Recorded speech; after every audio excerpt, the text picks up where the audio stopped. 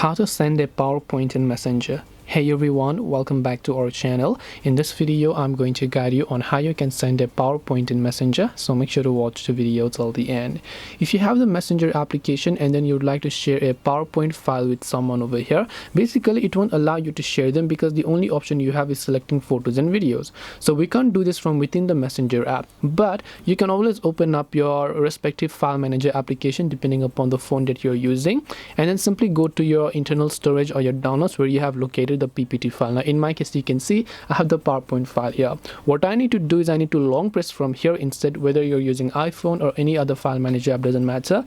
You'll find the share option. Now you can tap the share option, and from here is what you want to do is select Messenger, and then you can just select allow, and then you can select the person to whom you'd like to send it, and once you send them, the PowerPoint will get sent to that person. That's all it takes to send a PowerPoint in Messenger. Hope this video was very helpful. If you have got any questions, feel free to leave them down. Thank you for watching and see you soon in the next video.